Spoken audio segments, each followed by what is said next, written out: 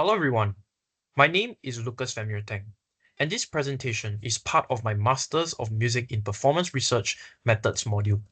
Today I'll be presenting my study titled A Practice-Based Research Study of Octave Technique in Liszt Hungarian Rhapsody No. 6. In this presentation, I will be exploring how different movement strategies affect my control, tension, and efficiency in fast repeated octave passages using a practice-based research approach that combines performance, self-observation, and reflection. In this study, I focus on Liszt Hungarian Rhapsody No. 6, which is widely recognized as a highly virtuosic piano work that demands extreme technical control. And in particular, it contains rapid, repeated octave passages that place significant physical demands on the performer, especially at high speed. My focus is specifically on the right-hand octave technique in this piece. I'm examining how different movement strategies can influence execution, control, and long-term physical sustainability during performance. The main challenge in these passages is that repeated octaves at fast tempo require a balance of muscular endurance, tension management, and coordination across the wrist, forearm, and shoulder. These are also areas that are commonly associated with physical strain or injury in piano performance. Therefore, the aim of this study is to investigate, through my own practice and self-observation, which movement approach provides the most effective combination of speed, tone quality, and physical efficiency. So the main research question for this study is, how do different movement strategies affect my execution of repeated octaves in Liszt Hungarian Rhapsody No. 6? To break this down further, I focus on three key areas. First is the tension. How does each technique influence physical tension and fatigue over time during practice and performance? Second is control. Which movement strategies produces the most consistent tone quality and rhythmic evenness? And third is the efficiency. Which approach allows the passage to be played with the least physical effort at high speed?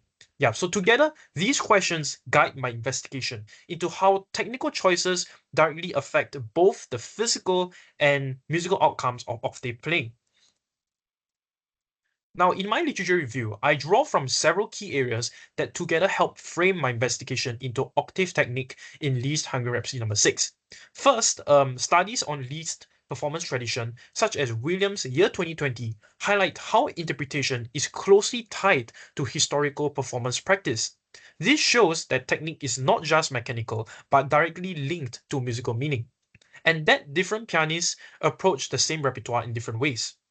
Research on productive practice in music teaching, such as Matos et al. Year 2025, emphasizes that effective practice relies heavily on reflection and body awareness. This is important for my study, as I'm using self-observation to evaluate how different movement strategies affect efficiency and control in octave playing. The piano performance evaluation dataset by Park et al. Year 2024 shows that performance can be analyzed across both low-level features like timing and articulation and high-level features like expression and interpretation. So this supports my approach of looking at both physical execution and musical outcome in octave passages. Embodied learning research such as Liu et al. Year 2024 suggests that learning is more effective when it involves active bodily engagement rather than passive observation. So this directly relates to piano performance, where movement plays a central role in skill development and control. And biomechanical studies like During et al. Year 2025 focus on movement efficiency and tension in piano playing. These findings are particularly relevant to octave technique, where repeated movement can lead to physical strain and inefficiency if not properly managed. Similarly, research on multi-finger coordination by Lin et al. Year 2024 highlights the importance of arm-wrist hand coordination and force distribution. So this is directly applicable to octave passages where coordination across multiple joints is essential for stability and speed. From a cognitive perspective, Schiavo Year 2024 frames musical performance as a form of knowledge construction through embodied action.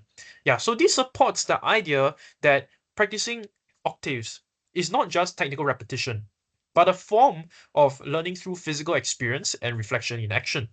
And finally, studies on piano training and brain plasticity, such as Oskazawa at our year 2025 show that long-term practice mainly strengthens motor control systems in the brain rather than purely relying on auditory processing.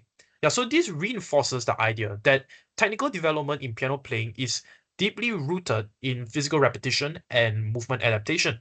Yeah, and overall, these studies collectively support the idea that piano performance is an embodied, physical, and interpretative process. Yeah, so this provides the foundation for my investigation into how different movement strategies affect tension, control, and efficiency in octave technique within Liszt Hungarian Rhapsody number 6. Yes. So this study uses a practice-based research approach, which positions the performer as the researcher. Yeah, so in this framework, knowledge is generated through doing, observing, and reflecting. The performer's subjective and embodied experience is not treated as bias, but as the actual source of data and analysis, rather than relying on an external or neutral observer. In this sense, the process itself becomes the method. Yeah, and to support this, I use self-recorded video documentation of my practice sessions. So these recordings allow me to analyze movement patterns in detail and identify technical issues or blind spots that are not always noticeable during real-time playing. Alongside, I use structured written reflection. So yeah, so after each section, yeah, I use structured written reflection after each section. So these reflections focus on physical sensations, levels of tension, and perceived control during octave practice, helping to track changes over time. A key aspect of this methodology is its embodied focus.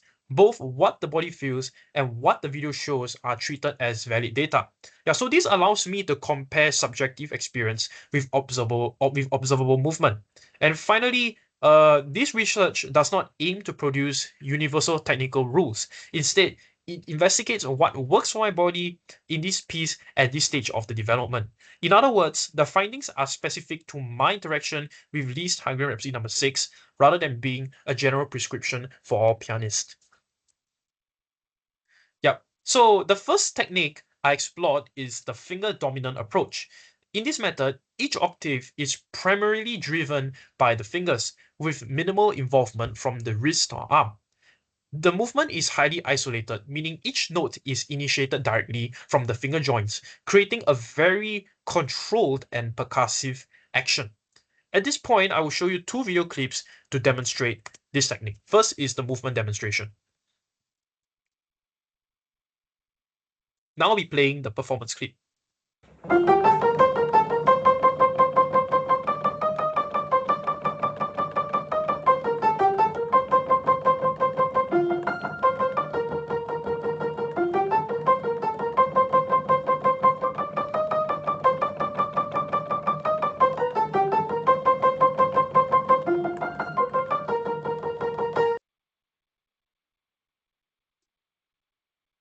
Yep. So, from an embodied perspective, this technique creates a very high level of localized tension, especially in the finger extensors and forearm flexors. Fatigue builds up quite quickly when the tempo increases because there is very little elastic rebound or larger arm support to assist the movement. In terms of observation, at performance tempo, this approach leads to excessive muscular load, reduced recoil, and increasingly uneven tone production. Yeah, so over time, the hand also becomes noticeably stiff, which affects the consistency. And as a result, this technique may be useful in slow, isolated practice for precision, but it becomes inefficient and physically unsustainable in fast, repeated octave passages like those in Liszt Hungarian Rhapsody number 6.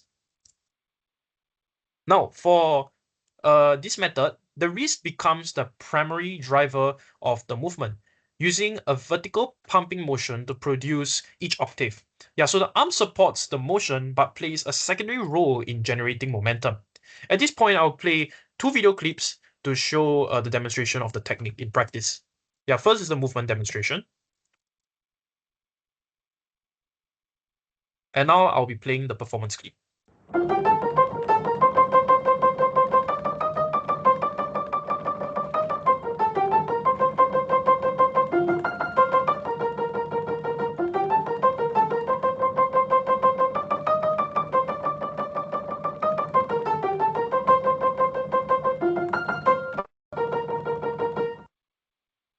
So from an embodied perspective, this technique immediately feels more fluid compared to the finger dominant approach. The natural rebound of the wrist helps to reduce localized finger fatigue, and the motion feels more connected and efficient in the beginning.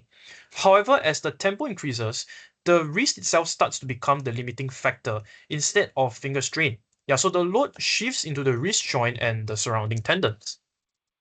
So in terms of observation, this technique shows a clear improvement in efficiency and fluency compared to the first approach. However, when applied to sustained fast repetition, it begins to create a significant tension on the ulnar side of the wrist, and tone evenness becomes harder to control consistently. As a result, while this approach is more effective than finger isolation, it still presents limitations for long, rapid octave passages such as those found in the Liszt Hungarian Rhapsody number 6. Now, the third technique I explored is the wrist lift and rebound approach. Yeah, in this method, the wrist remains flexible and includes a slight upward release after each octave. Unlike a fixed or purely pumping motion, the wrist continuously adapts vertically between repetitions. The movement is also supported by the natural rebound of the key, which helps reduce muscular effort and improve fluency in fast octave passages. Yeah, and at this point, I will show you two video clips again. First is the movement demonstration.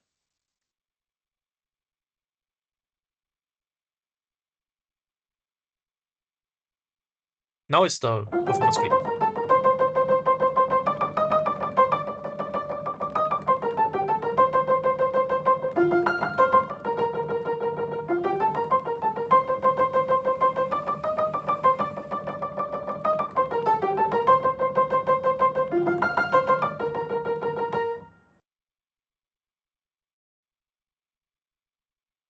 Yep. So from an embodied perspective, this approach feels the most naturally efficient of the three strategies. The hand feels as though it is gently bouncing or releasing after each octave, rather than pushing or forcing the motion. There is noticeably less tension in both the fingers and the forearm, and the overall sensation is closer to flow rather than effort. Because of this, it becomes easier to sustain repeated octaves without early fatigue. In my observation, the wrist shows a small but consistent upward release between each octave, and the overall motion appears more fluid and continuous compared to the previous two techniques. There is less visible stiffness and a clearer sense of relaxation in the arm. However, there is still a limitation. If the wrist lift becomes too exaggerated, it can reduce precision and stability. Yeah, and in fast passages, too much rebound can also affect control and accuracy. Overall, while this technique appears the most efficient, it still requires careful balance between relaxation and control in the context of Liszt Hungarian Rhapsody number 6. Yeah, so to compare the three techniques more clearly, I evaluated them across the five main criteria: the physical tension, the speed sustainability, tone consistency, muscle efficiency, and injury risk. Starting with the physical tension, the finger dominant technique produces the highest level of tension, which builds up very quickly in the fingers and the forearm. The wrist-led approach reduces this slightly, creating a more moderate level of strain. And in contrast, the wrist lift and rebound technique distributes the load more efficiently and results in the lowest overall tension. In terms of speed sustainability, the finger dominant method is the most limited at fast tempo due to rapid fatigue. The wrist-led technique improves this but still reaches a bottleneck at higher speeds. The wrist lift and rebound approach performs best here as it uses natural momentum to support continuous repetition. For tone consistency, the finger dominant approach tends to produce uneven and percussive results. The wrist-led technique is more variable depending on control and fatigue. The wrist lift and rebound method gives the most consistent tone due to its fluid and continuous motion. Now, looking at the muscle efficiency, the finger dominant method is the least efficient, requiring high effort for limited output. The wrist-led technique shows moderate efficiency, and the wrist lift and rebound approach is the most efficient as it minimizes unnecessary muscular effort through rebound and release. Finally, in terms of injury risk, the finger dominant technique carries the highest risk due to concentrated strain. The wrist-led approach is moderate but still places stress on the wrist tendons. The wrist lift and rebound method has the lowest risk as the movement is more distributed and less force dependent. Overall, the rating reflects these results clearly. The finger-dominant technique scores the lowest, the wrist-led approach performs moderately, and the wrist lift and rebound technique is the most effective across all criteria. Yep, so in my reflection, from this practice-based research process, I found that the body itself functions as a form of laboratory. The experience revealed that the body holds information that cannot be fully accessed through score study alone. As described by Cole et al. Year 2011, switching between techniques during practice made tension patterns immediately visible and legible in the body, often felt before they could even be clearly articulated. Another key insight is that technique directly shapes perception.